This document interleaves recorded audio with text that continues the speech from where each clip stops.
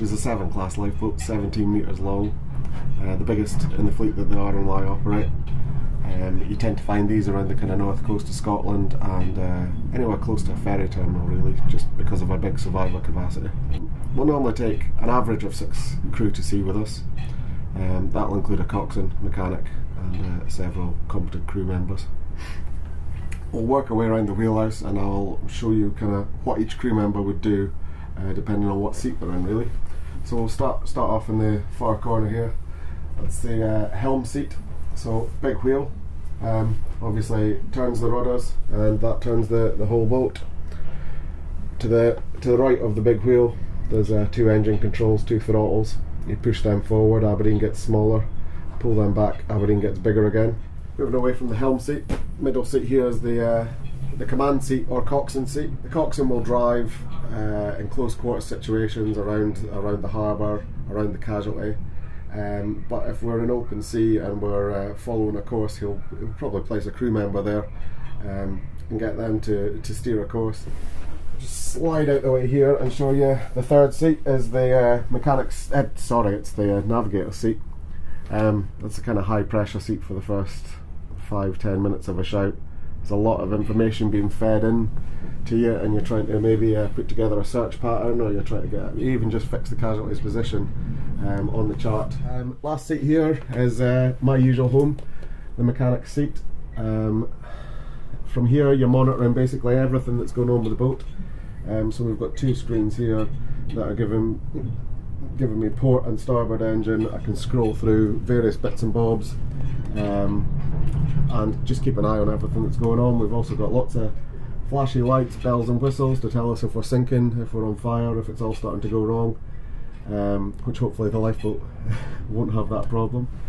The mechanic's also the main radio operator, so I've got a VHF unit here and I've also got a MFHF unit here and the DSC system. So normally if you're talking to a lifeboat or you're talking to anyone at sea, you're talking on a VHF unit.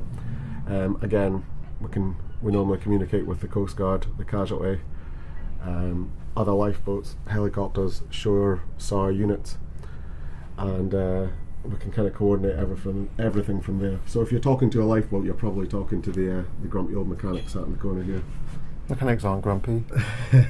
I try my best. We've got a big thick curtain here. We'll pull across.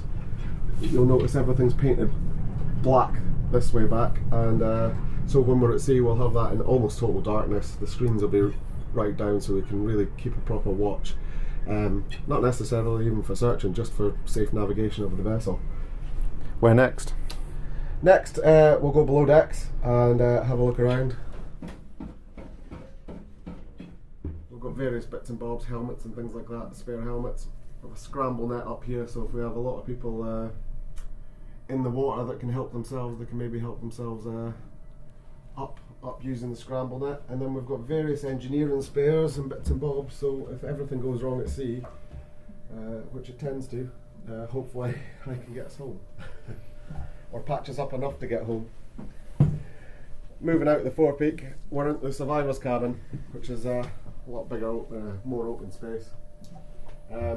Being honest with you, it's not the nicest place in the world to sit.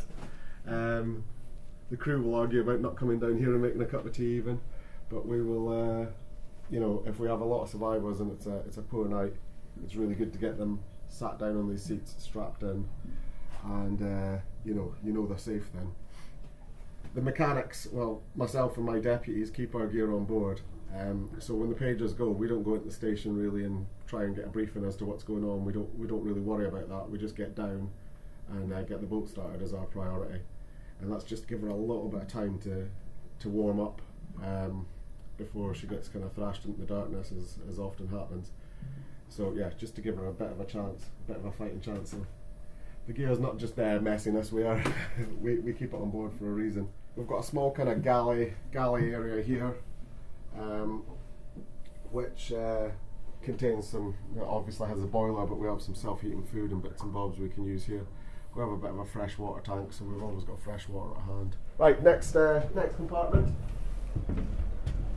This is the fuel tank space. A little bit echoey in here, but hopefully you can make me out. So we've got 2,500 litres of diesel either side and independent tanks here. Each tank will run directly on each engine. Not to say we don't have the ability to cross over tanks or whatnot, but standard running is one tank with the one engine at any time. Follow me through and we'll go into the engine room. I'll try and squeeze through. Yeah. Oh. It's tight. Two 1600 horse MTU engines is what now powers the Severn class. Originally we had Caterpillar 3412s. We've kind of upgraded, gone bigger with the horsepower. But now with these lovely V10s, we're only using about 87 to 98% load on the engine, whereas we were working them really hard before, and it's made the maintenance schedule a lot easier. Anyone that's kind of, marine minded might realise the engines are actually back to front. The exhaust coming out at that end there where you are, Jack. The gearboxes are actually in front of the engines as well, which again, on a normal fishing boat probably you would have the engine the other way around, the gearbox probably around where I'm stood.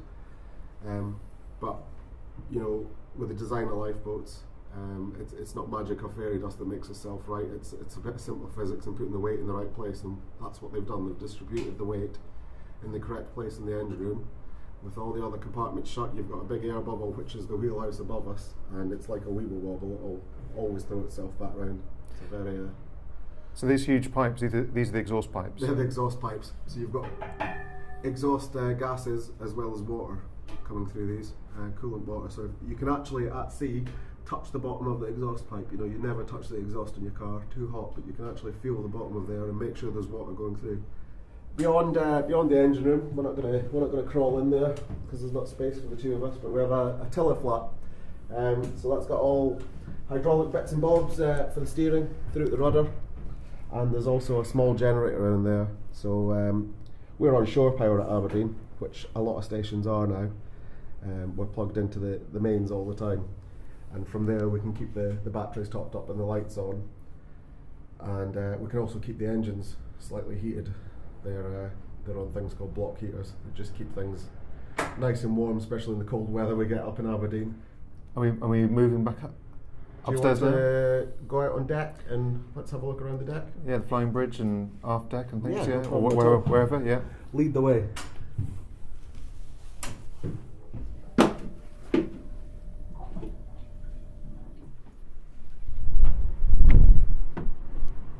So, flying bridge, every lifeboat has an upper steering position or a flying bridge. Just gives the coxswain on the day a second place to drive the boat from. Excellent vantage point for close quarter manoeuvres. We've got a choice of a couple of steering positions, so we have a throttle control here that I showed you in the wheelhouse, and a second throttle control here, so we can be stood at the wheel here. We've got everything at our disposal, bow thruster, or we can move over onto this kind of bridge wing, hang our head over the side and see everything that's going on. So where next? We'll go back down on deck, and I'm going to take you up the port side, show you some features there, onto the bow, back down the starboard side, and then I think we'll be more or less tour complete at that point. Let's go.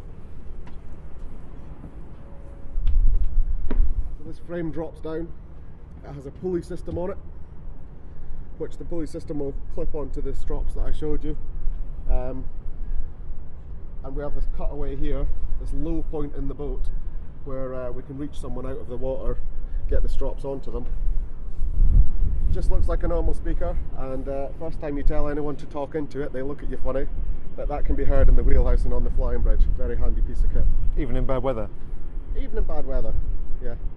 Maybe a bit more shouting involved, but yeah. Oh, before we go, tell me about the name. Oh right, okay. So RNLB Bon Accord. Bon Accord is the city's motto. Comes from the days of Robert the Bruce hiding in Aberdeen from the English, and the reason we had it is the people of Aberdeen ran a fund 20 years ago to fund this Severn class to replace the RN class that was here previously. So it was decided it was fitting to have the city motto because the people of Aberdeen had essentially paid for it, which is unusual. Usually it'll be a bequest or a person's name on the side of the boat, but it's quite nice. We like that. That's more or less us for a tour of the boat. You've seen all the spaces on the Severn class. I hope you've enjoyed it. Thank you very much, Cal. And tell me, do you enjoy working on the boat? Oh yeah, absolutely. Yeah, it's a fantastic career. I'm doing something that I did as a volunteer, I did as a hobby, and fortunately for the last 10 years of my 12 years with the Lifeboat service, I've done it as an employed crew member, getting paid to kind of live the dream. Very good. Well, thank you very much. Cheers. Thank you.